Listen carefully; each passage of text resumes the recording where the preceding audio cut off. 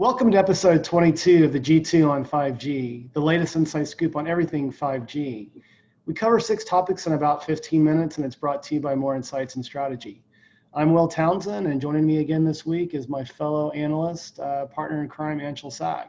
So let's get started with my first topic.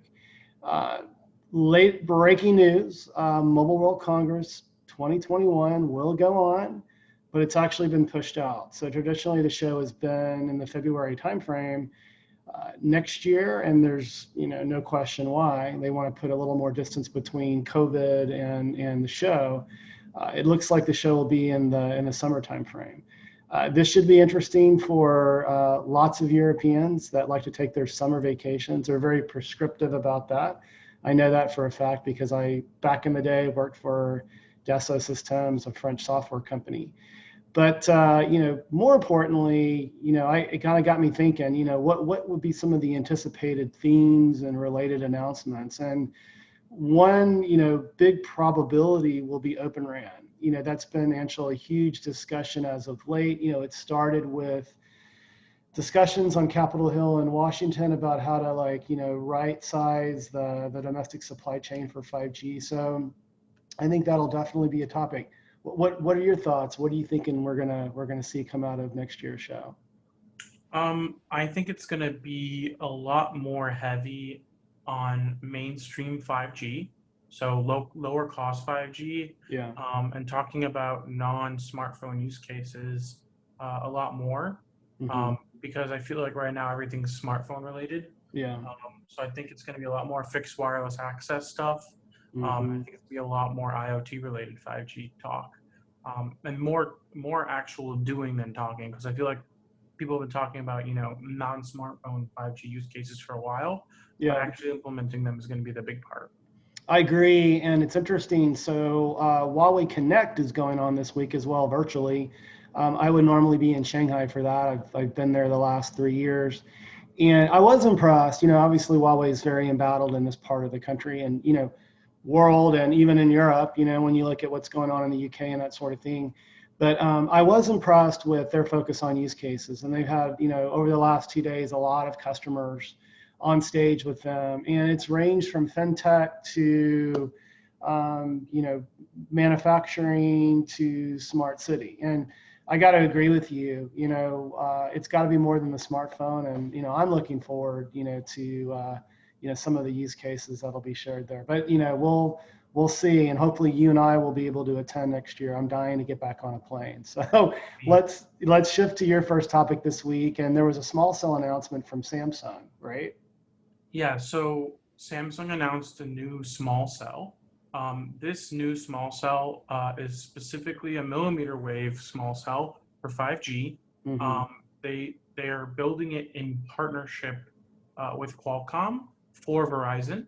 Okay. So this product is called the Link Cell, Mm-hmm. and it supports 28 gigahertz and 100 megahertz channels. So it's a very small device. It looks honestly like a normal enterprise Wi-Fi AP that you'd Yeah. find in any building. Mm-hmm. So the size-wise, it's very attractive. And this is kind of going to be the type of device that solves the indoor 5G coverage problem, both for Mm-hmm. millimeter wave and for other signal, because inside of the building, as long as it's located in the ceiling, perhaps should be able to get line of sight pretty much from anywhere inside that building, as long as you don't have too many walls obstructing it. But the reality is, if you look at how enterprise APs are deployed today, they're not spaced out very far apart because you want to have ubiquitous coverage. Yeah. So I think it's very interesting, and I think it's a big deal because in building 5G is going to be an important application for 5G. I agree. And I'm also not surprised to see Qualcomm jumping into the infrastructure side of things, right? I mean, they've been driving the 5G ecosystem from a device perspective, and we've talked on prior podcasts about their tiered approach so that they can support a range of different phones from the low end, mid to the very high end, some of these foldable designs that we're seeing as well. And I know that they're also, Qualcomm's partnered with Airspan Airspan is in the small cell space as well. They've been the manufacturer of, in the past, the Sprint Magic Box. And so I think you'll start seeing some, probably some announcements from Airspan in the not too distant future as well. But I agree with you. This is a critical linchpin to supporting 5G indoor and certainly millimeter wave, right, with that short propagation. And that's that's going to give 5G speed, real high 5G speeds indoors. Obviously, you still need to have the networking connectivity to make that possible with enough bandwidth. But these link cells are using Qualcomm's 5G RAN platform. So this is definitely a much more industry standard application, and it'll be interesting to see what other vendors come out with similar products to what Samsung has. I agree. Awesome. Good stuff. Well, let's move to my second topic this week. And AT&T announced just a few days ago that they're going to be providing network as a service to 3 Air Force bases in the United States. And there was also an indication that there would be some sort of delivery of 5G, obviously, along with that. And it's quite interesting because my third topic, I'm going to go into a little more detail about the DoD and private networking. But this is interesting. Military is a mission critical, service to our country, and it requires the utmost security and that sort of thing. I wouldn't be surprised to start seeing, private 5G deployments occurring within the federal government. You got any thoughts here, Anshel? I think it's interesting because Verizon's also deploying 5G on military bases. We talked about that a few podcasts ago, right? Podcast. Yeah. So it's interesting to see, Verizon and AT&T are both deploying 5G on military bases. I think it's, it fits for what the government is trying to do with modernizing the military, and that's one of the reasons why they're able to justify securing 5G networks.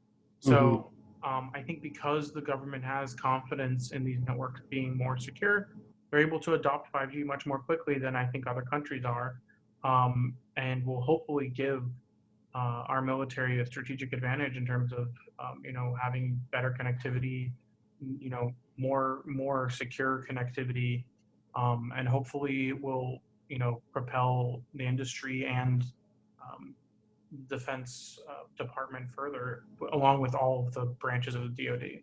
Yeah, I mean, if you think about it as well, I don't have any sort of security clearance, but when you think about what 5G will be able to do from a latency and a throughput perspective and tactile operation, you can only imagine what the military applications for that would be, right? I mean, not just beyond communication, but there've got to be some very, very interesting use cases. And we've talked about AR, VR applications beyond just consumer, right? So I think there are a whole host of things the military is probably kicking the tires on with, that they believe 5G is going to unlock. Wouldn't you agree? The first customer of Microsoft's HoloLens is the U.S. military. So, they're going to want something to feed those headsets with real-time, data. The problem with having, a very modern infrastructure like this and training with it is when you're no longer in the field with that kind of connectivity, what changes? So it's both a blessing and a curse, but I think there's a lot of applications out there that will make potentially 5G a big opportunity for the military, especially when you consider that they do operate on so many proprietary wireless standards already, right? That maybe unifying under one standard that isn't proprietary might actually help them with interoperability and being able to operate in places where maybe they don't have their own network set up, or to set up their own network on the fly as needed. Yeah. Think about it like in a military war theater, to be able to stand up a 5G base station and provide communication in maybe a remote area. that isn't served. Could be quite interesting. I mean, obviously you have to have the spectrum, to do that. Right. But yeah, it'll be super interesting. So it'll be cool to kind of keep tabs on that. Again, we talked about Verizon on a latter podcast, and now AT&T is jumping into the fray here. So we're seeing a theme. So let's move to your second topic, and you want to talk about an Amazon gaming platform, and we've talked about Wavelength in the past too, right? So there was a new announcement this week around that. Yeah, so today, about a few hours ago, Amazon announced Luna, which is their cloud gaming platform, which is designed to compete with Google's Stadia and Microsoft's xCloud. And basically, it's the reason why we're talking about it at all is because cloud gaming is a huge 5G use case. Because you can game in the cloud over 5G with super low latency. And be able to experience it at local like experience, like it's a console playing off your home network.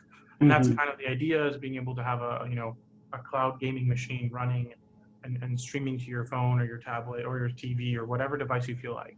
And this is a big deal because I think everybody kind of expected Amazon to do this, because AWS, most games run off of AWS.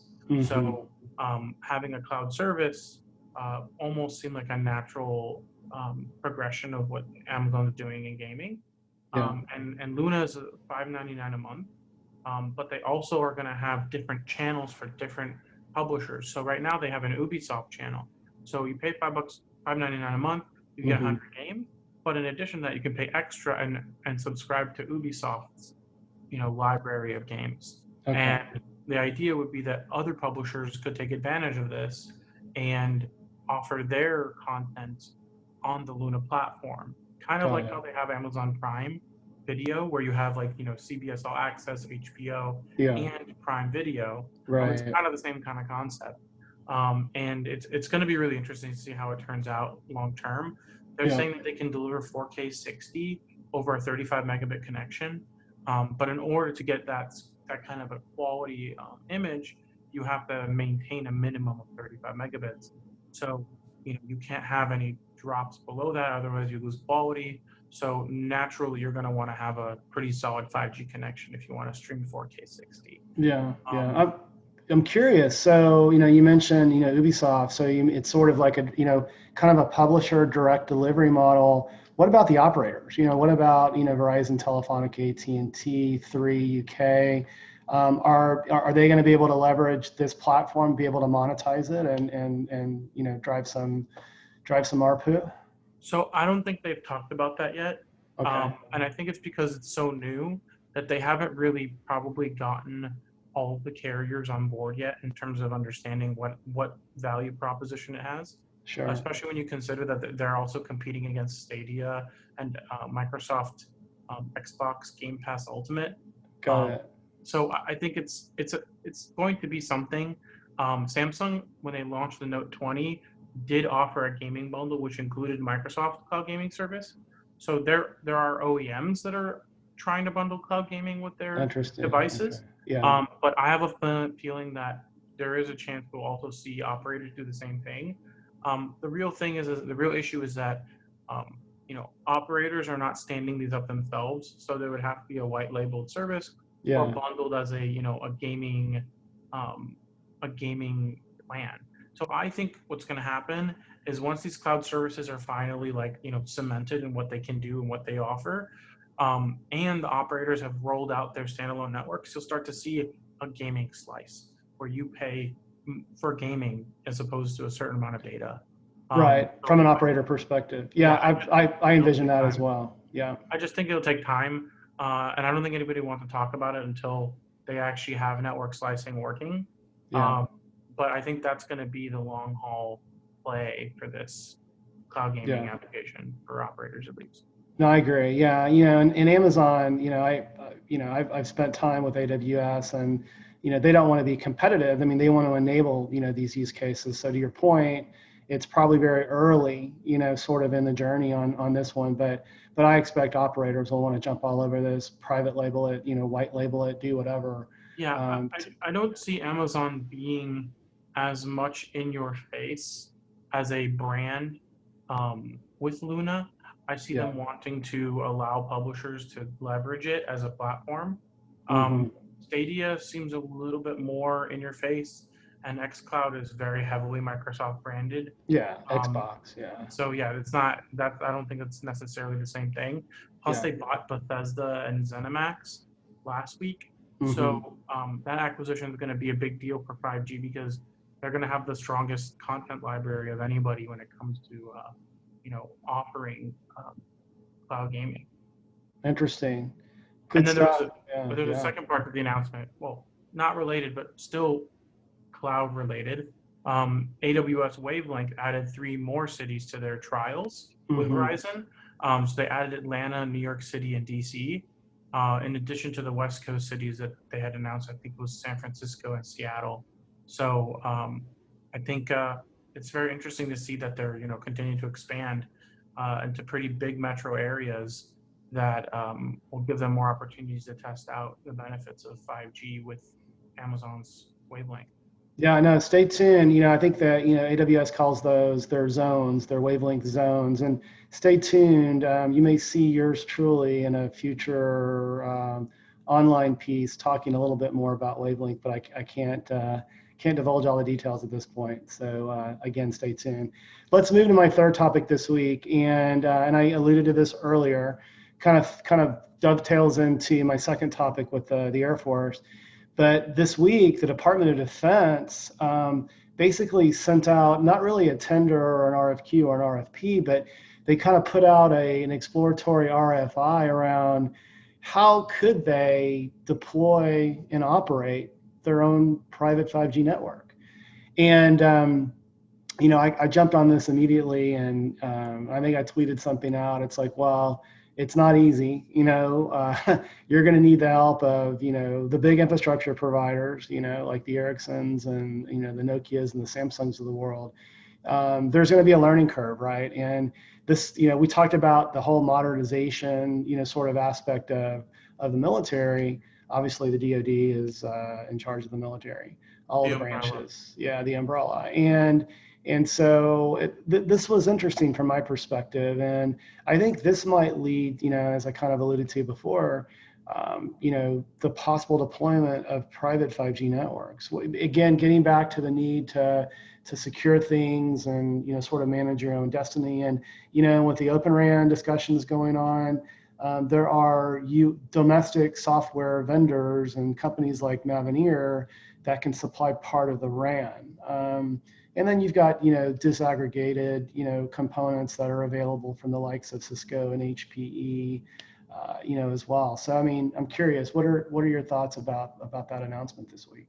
I guess my question is, do you know of any vendors that are specifically building their infrastructure for 5G to be compliant with the Department Military of spec? Defense? Not to my knowledge. I just think Mil it's spec. interesting, right? Yeah, yeah, it Because is I think there are military specs for security, for sure. and I'm curious to whether or not anyone's even building equipment for that purpose yet, or if they've been building it and just haven't said anything about it yet.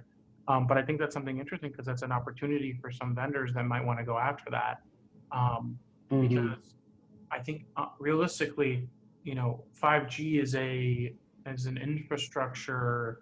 Um, it's fundamental infrastructure, right? Because it's connectivity, it's internet, and nowadays everything runs off the internet. Yeah, So, the government, specifically the DoD, is going to want to have, a very specific set of requirements that these vendors, adhere to yeah. in order to ensure that their private 5G networks are secure, even more secure than, what they are today.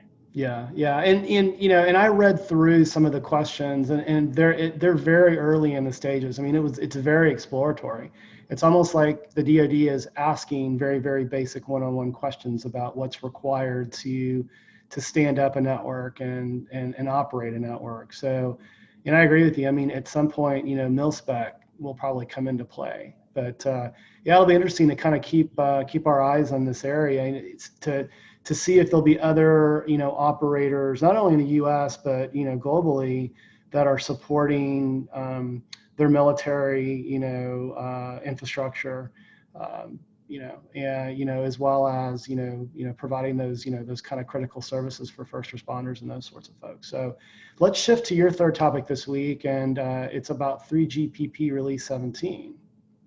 Yeah, so right now our 5G networks are operating on release 15. Release 16 has already been ratified and is going to be rolling out over the next year or so, maybe 18 months.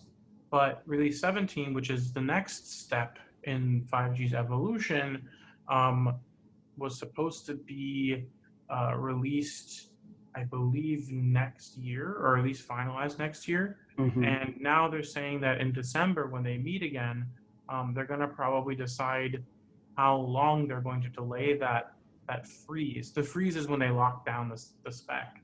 Right. And that freeze may be delayed anywhere from 3 to 6 months due to the fact that the 3GPP have not been able to meet in person. And a lot of these meetings are very important because having the people meet in person ensures secrecy of the IP of the companies that are helping develop the standards. So 3GPP meetings are not public. You have to be a member, and most of the results of the meetings are not published publicly until they release a few work items or the final spec. So they're pretty limited in the information that they publicly release. So because of that, they don't really have the infrastructure yet, I think, to fully meet in a way that I think would allow them to finalize a spec as quickly as they used to. So I think this may actually delay 5G's progress anywhere from 3 to 6 months, but hopefully it doesn't, because people will have already anticipated some of the subjects that they are discussing and they're planning to freeze into the standard. Right. So it may not cause too much of a delay, but if the spec doesn't exist, then nobody can officially support it. And if they can't officially support it, then it can't be utilized. So because of that, stuff like if they had delayed, release 15, then we wouldn't have standalone yet. So, I think it's important that we have these specs and that we, don't have too much of a delay, but at the same time that we, don't miss things that need to be in the standard, ASAP. Yeah, I agree. And when you look at some of the deployment activity from the operators with with new radio this year, Rakuten, others did point to COVID as an excuse for slowing deployment. And then obviously with distancing and that sort of thing, I mean physically just to get up on those towers and to hang the necessary equipment, that's certainly been slowed as well. So it's no surprise to me. I mean, to your point, hopefully they can recover pretty quickly and work double time, so that we don't get too far behind there. But yeah, certainly there have been some silver linings and some positive aspects of COVID, but this is definitely a negative aspect. So we'll just have to wait and see how it kind of rolls out. So, well, hey, buddy, another great podcast this week. Why don't you take us home? Sure. We hope our viewers and listeners found this week's topics interesting. If anyone out there would like us to provide insight on a specific 5G topic for a future podcast, please reach out to us on social media. Will is at Will Poundtech, and I'm at Anshel Sog. We hope you have a great weekend, and please tune in again next week.